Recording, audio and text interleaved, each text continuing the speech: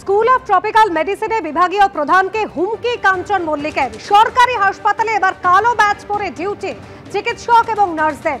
গতকাল উত্তরপাড়া তৃণমূল বিধায়ক তার বিরুদ্ধে অভিযোগ ওঠে তিনি চিকিৎসককে হুমকি দিয়েছেন। তার সেই ঘটনার পরিপ্রেক্ষিতে দ্রুত পদক্ষেপ চেয়ে হাসপাতাল কর্তৃপক্ষকে চিঠি রেসিডেন্ট ডক্টরস অ্যাসোসিয়েশনের। আর আজ সরকারি হাসপাতালে কালো ব্যাচ পরে ডিউটি করলেন চিকিৎসক এবং নার্সরা। তৃণমূল বিধায়ক কাঞ্চন মল্লিকের বিরুদ্ধে কঠোর ব্যবস্থা নেওয়ার দাবি একাধিক চিকিৎসক সংগঠনের।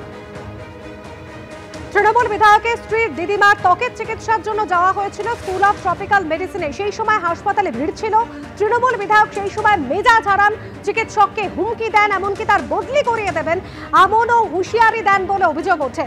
আর সেই ঘটনা পরিপ্রেক্ষিতে এবার কালো ব্যাচ পরে তারা সরকারি হাসপাতালের চিকিৎসক এবং নার্সরা তারা ডিউটি করলেন।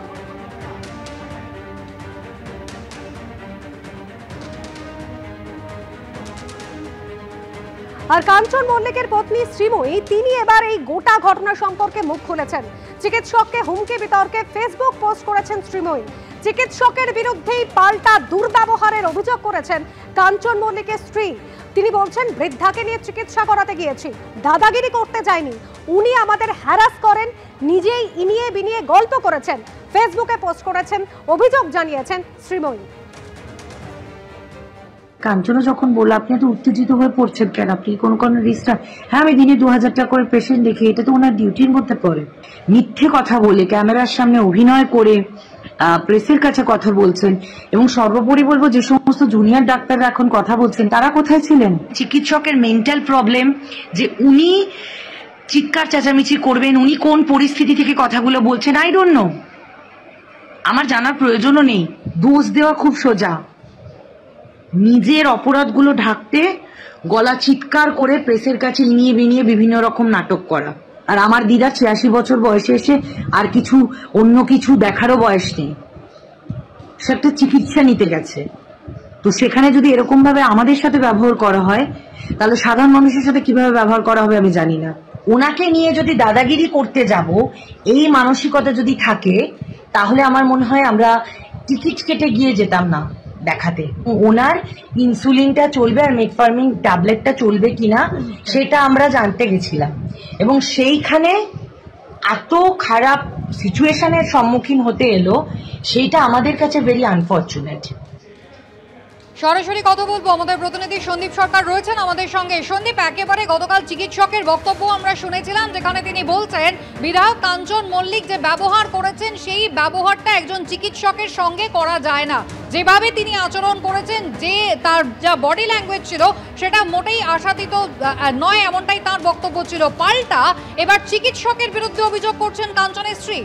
একেবারেই তাই। কাঞ্চন মল্লিকের স্ত্রী তিনি যে প্রায় 15 মিনিটের একটি ফেসবুক ভিডিও পোস্ট করেছেন, তাতে তিনি তার বক্তব্য রেখেছেন এবং সরাসরি সেই ভিডিওতে কাঠগড়াতে দাঁড় করানো হয়েছে চিকিৎসককেই এবং বলা হয়েছে যে তিনি মিথ্যাচার করছেন, তিনি ক্যামেরার সামনে প্রেসের সামনে নাটক করছেন এবং ইনিয়ে বিনিয়ে তিনি নানান রকম মিথ্যে কথা বলছেন, এই বক্তব্য রাখা হয়েছে। আমার সঙ্গে এই মুহূর্তে রয়েছে চিকিৎসক সংগঠন ওয়েস্ট বেঙ্গল ডক্টরস ফোরামের সদস্য চিকিৎসক অর্জুন দাশগুপ্ত। ওয়েস্ট বেঙ্গল ডক্টরস ফোরামের একটি টিম তারা এসেছে এই মুহূর্তে ক্যালকাটা স্কুল অফ ট্রপিক্যাল মেডিসিনে হাসপাতাল কর্তৃপক্ষের সাথে কথা বলতে এবং সংশ্লিষ্ট চিকিৎসকের সাথে কথা বলতে। আজকে কাঞ্চন মল্লিকের স্ত্রীর যে ফেসবুক পোস্ট, তার যে বক্তব্য, তার সাথে কি আপনারা সহমত পোষণ করেন?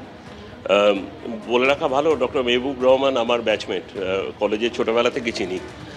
মেহবুব হচ্ছে ওই ইনিয়ে বিনিয়ে বলেছেন না, ওটার একটা ভদ্র পরিভাষা আছে, সেটা হচ্ছে ভদ্রতা, সভ্যতা, বিনয় এবং নিজের ডিগনিটি রেখে কথা বলা।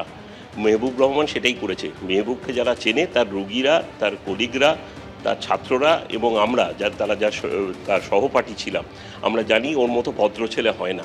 ও কাউকে কোনোদিন খারাপ ব্যবহার করতে পারে না, কোনোদিন কারোর সাথে খারাপ ব্যবহার করেনি, ভবিষ্যতেও করবে না। সেই আশ্বাসটা আমাদের আছে।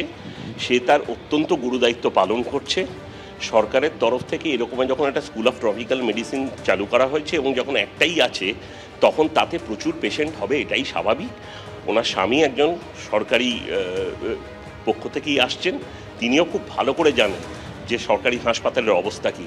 তো সেখানে আমরা যে দাবিগুলো করছি যে আরও সরকারি হাসপাতাল খোলা, যাতে রোগীদের ওপর চাপ না পড়ে, তাদের যেন দীর্ঘক্ষণ অপেক্ষা করতে না হয়, সেটা না দেখে ডাক্তারদের ওপর কাঁধে বন্দুক চালালে সেটা আমরা মেনে নেব না। আজকে ওয়েস্ট বেঙ্গল ডক্টরস ফোরামের তরফ থেকে একটি ইমেল করা হয়েছে রাজ্যের মুখ্য সচিবকে। সেই মুখ্য সচিবকে পাঠানো ইমেলে কাঞ্চন মল্লিকের বিরুদ্ধে আইনানুগ ব্যবস্থা নেওয়ার দাবি তুলেছে ওয়েস্ট বেঙ্গল ডক্টরস ফোরাম।